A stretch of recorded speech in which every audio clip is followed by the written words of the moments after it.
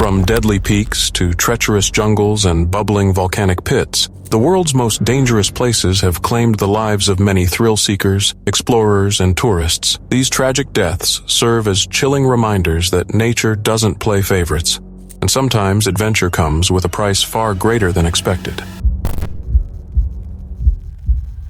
In 2006, David Sharp, a 34-year-old British climber with a love for mountaineering and a passion for pushing limits, set his sights on summiting Mount Everest, the highest peak in the world. He was not part of a large expedition, nor did he have a team of Sherpas helping him along the way. He chose to climb solo, carrying limited oxygen and minimal gear, hoping to rely on grit and determination rather than luxury and support. David had previously attempted Everest in 2003 but turned back. This time he was determined to reach the top, climbing from the Tibetan side along the notoriously challenging North Face route. Unlike the crowded and commercialized southern route, the northern side is colder, windier, and has fewer climbers around. Sharp did make it to the summit, which is a remarkable achievement, but the mountain does not let anyone off easy. On his descent, he encountered serious problems. Somewhere around 8,500 meters in an area called Green Boots Cave, he stopped to rest. This cave, marked by the body of a long-dead climber wearing neon green boots, is infamous as a landmark on the trail. Unfortunately, David was already severely weakened by the extreme altitude,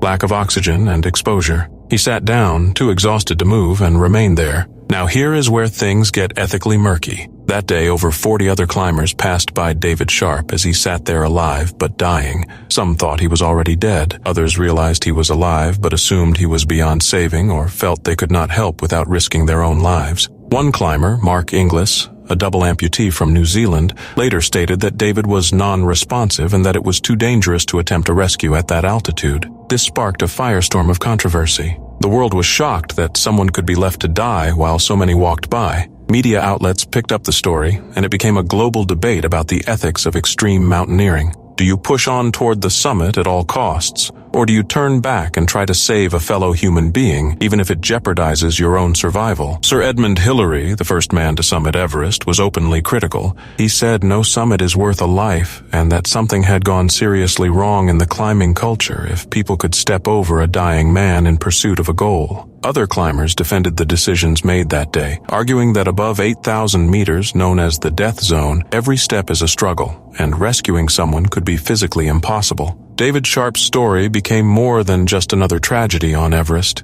It became a symbol of the fine line between ambition and ethics in the mountains. His death served as a wake-up call to the climbing community. Since then, some changes have been made. Expeditions now often carry more supplemental oxygen, teams are more prepared for emergencies, and climbers are encouraged to make decisions not just based on success, but on safety and morality. Still, Sharp's fate hangs heavy over Everest, like the thin air near its peak. It is a chilling reminder that the mountain is not just a place of dreams and glory, but also of harsh truths and unforgiving consequences. Everest is majestic, but it does not care how strong your will is or how pure your passion. It demands respect, and sometimes even that is not enough. David Sharp's story will always serve as a sobering example of what can happen when human ambition meets the brutal indifference of nature. If you've ever felt claustrophobic in an elevator or stuck in a crowded subway, that's just a tiny glimpse of what John Edward Jones went through in one of the most haunting caving accidents in modern history. It was Thanksgiving week 2009 when 26-year-old John, an ambitious medical student, devoted husband and father to a 1-year-old daughter, decided to go on a caving trip with family and friends in Utah. Their destination was Nutty Putty Cave, a notorious spot for thrill-seeking adventurers, known just as much for its winding, twisty passages as it was for its history of trapping unprepared explorers. John had caved before and was familiar with the risks, but nothing could have prepared him or anyone else for what was about to happen that night. Nutty Putty Cave isn't your average walk-in cave. It's a labyrinth of narrow crawl spaces and tight squeezes, some with names like the Birth Canal and the Big Slide. At around 8 p.m. on November 24th, John entered what he believed to be a familiar section. But in a tragic mistake, he veered into an uncharted, nearly vertical crevice that dropped down at a sharp angle. Crawling in head first, he quickly realized it was a dead end, but not before becoming stuck. Not just wedged in a tight spot stuck. We're talking upside down, body folded, chest compressed, legs dangling behind him, stuck inside a fissure barely 10 inches wide and 18 inches high. From there, the nightmare began. John was pinned 100 feet below the surface and at least 400 feet from the cave entrance. Rescuers were called in almost immediately. Over 130 volunteers and emergency personnel arrived, working in rotating shifts to reach him. They brought him food, water, and even tried to boost his morale. His voice reportedly remained calm and hopeful for much of the ordeal, even managing to talk to his wife via phone line. Rescuers used pulleys, harnesses, and drills to try and pull him free, but the cave fought back. At one point, John was actually moved slightly, just inches, but then disaster struck. A pulley system failed, and he slipped even deeper into the crevice, his position becoming even more dire. As the hours dragged on, John's upside-down posture caused his blood to pool in his upper body, compressing his organs and making breathing increasingly difficult. Despite the heroic efforts of rescue teams, some of whom risked their lives trying to reach him, it became clear that he couldn't be freed without extreme danger to everyone involved. After 27 grueling hours, John fell unconscious and passed away shortly after, likely from cardiac arrest brought on by his position and internal pressure. It was a devastating end to what began as a joyful family outing. In the aftermath, the decision was made not to recover John's body due to the risks involved. Instead, Nutty Putty Cave was sealed permanently, filled with concrete and left as both a tomb and a somber memorial. His death led to widespread changes in cave safety policies across the country. Rescue teams reevaluated protocols, and amateur cavers became far more cautious. John's story spread around the world, not just as a cautionary tale, but as a testament to human fragility, bravery, and the limits of rescue. To this day, the entrance to Nutty Putty Cave remains sealed, marked only with a plaque bearing John's name. His story is a powerful reminder that even the most experienced adventurers can be caught off guard, and sometimes nature doesn't give second chances. In June 2016, Yellowstone National Park, a place known for its raw, untouched beauty and otherworldly geothermal features, became the backdrop for a heartbreaking and deeply sobering incident. Colin Scott, a 23-year-old from Oregon, and his sister Sable were visiting the Norris Geyser Basin, one of the hottest and most dangerous thermal areas in the entire park. That afternoon, they made a decision that would change everything. They stepped off the designated boardwalk and ventured into the restricted geothermal zone, searching for a natural hot spring to soak in, an illegal and highly discouraged activity known as hot potting. As they wandered more than 200 yards into the basin, Sable recorded their exploration on her phone. The footage would later become part of a National Park Service report, detailing the moments leading up to the tragedy. Colin approached the edge of a hot spring, knelt down, and attempted to test the water temperature, but the fragile, unstable crust of the ground gave way beneath him. In an instant, he fell into a pool of boiling, acidic water. The temperature in these springs can reach over 200 degrees Fahrenheit, and many are extremely acidic due to the high concentrations of sulfur and other minerals. What might look like calm, steaming water on the surface is, in reality, a deadly mix of scalding temperatures and chemical activity. Rangers were called immediately, and they arrived at the scene later that day. They were able to briefly spot Colin's remains, his head and upper torso, in the pool, but worsening weather conditions, including lightning storms, forced them to abandon the recovery effort that evening. By the time they returned the next day, there was nothing left to recover. The heat and acidity of the spring had completely dissolved his body overnight. Only Colin's wallet and a pair of flip-flops remained on the edge of the spring, serving as haunting reminders of what had happened. The tragedy of Colin Scott is not just a shocking tale. It is a grim reminder of the hidden dangers that lie beneath Yellowstone's scenic surface. Since the late 1800s, more than 20 people have died from thermal-related incidents in the park, often due to similar decisions to leave marked paths or ignore warning signs. The park staff repeatedly stresses that the boardwalks and trails are not there to restrict exploration. They exist because the landscape is unpredictable and deadly. What may appear to be solid ground can actually be a thin crust covering scalding acidic water just inches below. Colin's death sparked national conversations about park safety, visitor education, and the need for more awareness about the risks of geothermal areas. Park rangers continually work to prevent these types of tragedies, but they also face the reality that many visitors underestimate the danger or overestimate their own understanding of the environment. In this case, the desire for a unique experience, a private soak in a natural spring, came at the highest possible cost. At its core, this story is not about recklessness, but about how quickly a series of seemingly small decisions can lead to irreversible consequences. Yellowstone is a place of wonder, but it demands respect. Its geothermal features are some of the most volatile and dangerous on Earth, and they do not allow second chances. Colin Scott's story is a painful lesson, one that underscores the importance of listening to warnings, respecting nature's power, and understanding that not all beauty is meant to be touched. Michael DeGruy was a man whose passion for the ocean ran as deep as the trenches he explored. A renowned underwater cinematographer, filmmaker, and ocean advocate, DeGruy wasn't just a guy behind a camera, he was a force of nature, known for bringing the mysteries of the deep to living rooms around the world. With an infectious energy and a love for storytelling, he transformed the scientific into the spectacular, making marine biology feel like a grand adventure. But in a tragic and unexpected turn, the life of this fearless explorer was cut short, not by the wild, untamed ocean he adored, but by a helicopter crash on a clear afternoon in Australia. On February 4, 2012, Michael DeGruy, aged 60, was in New South Wales to begin work on yet another ambitious ocean documentary. He was joined by Australian filmmaker and producer Andrew White, a close collaborator of director James Cameron, and the creative mind behind the film Sanctum. The two were scouting locations for an upcoming deep-sea project, likely filled with the kind of thrilling, visually rich content that had become DeGruy's signature.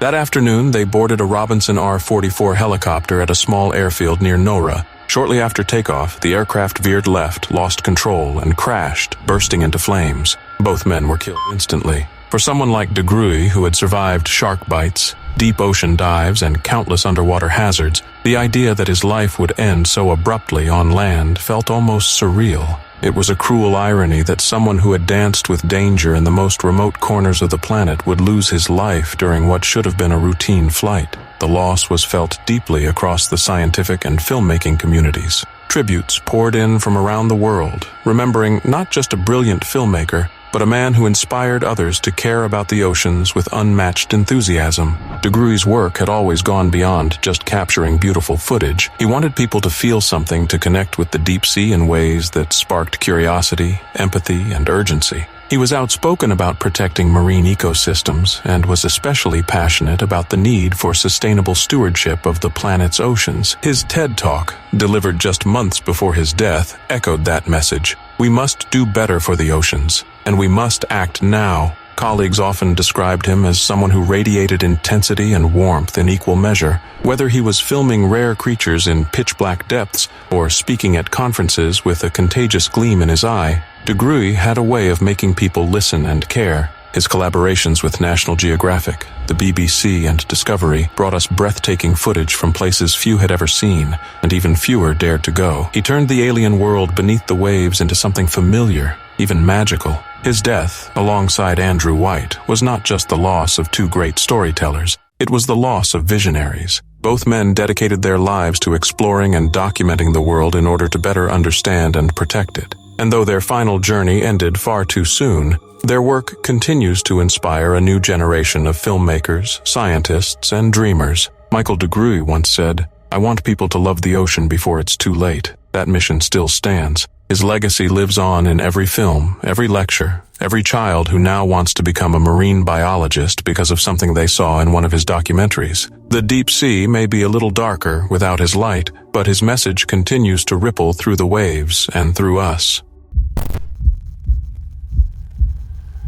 In the world of great exploration mysteries, few are as captivating or enduring as the disappearance of Colonel Percy Fawcett in the Amazon jungle in 1925. A decorated British explorer, Fawcett wasn't just any adventurer, he was one of the last of his kind, driven by an intense belief that somewhere deep in the uncharted heart of Brazil lay the ruins of a lost ancient civilization he called the City of Z. This wasn't some wild guess. Fawcett had combed through maps, historical accounts, indigenous stories, and archaeological hints suggesting that advanced societies may have once thrived in places modern science believed were uninhabitable. Determined to prove the skeptics wrong, he set off into the Amazon one final time, accompanied only by his 21-year-old son Jack and Jack's friend, Raleigh Ramel. It was a stripped-down expedition by design. Fawcett believed that smaller groups would draw less attention from potentially hostile tribes and move more efficiently through the dense jungle. Before departing, he sent letters back to Britain stating firmly that no one should come looking for them if they failed to return.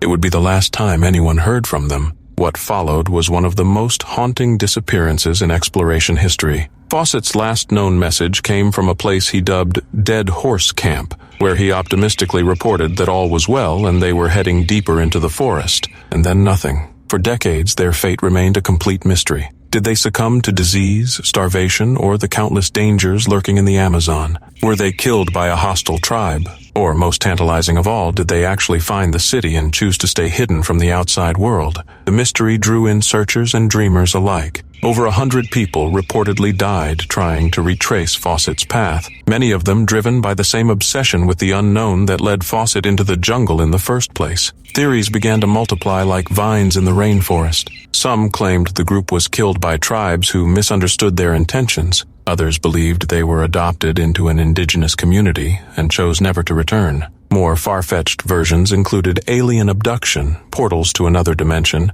or even that Fawcett had gone mad and established a new society in the jungle. What makes the story even more fascinating is that modern science has started to catch up with Fawcett's hunches. While his mythical Z might not exist in the form he imagined, recent discoveries using satellite imagery and LiDAR technology have revealed massive earthworks and road systems buried beneath the rainforest canopy, evidence of large, complex settlements that predate European colonization. In a way, Fawcett wasn't wrong. His conviction that ancient civilizations could flourish in the Amazon, long dismissed by Western academia as fantasy, is now being taken very seriously by archaeologists. His tragic journey wasn't in vain. It helped keep alive the idea that there is always more to discover, even in a world we think we've mapped. Today, Percy Fawcett's story lives on not just in history books, but in films like The Lost City of Z, which dramatizes his final expedition, and in countless documentaries and articles that continue to probe the mystery. Was he a visionary or a man consumed by myth? Perhaps both. What's clear is that his legacy has inspired generations of explorers, scientists, and storytellers to keep asking questions, to keep searching the unknown, and to respect the secrets that still lie buried in the world's last true frontiers. The jungle may have claimed his body, but not his legend.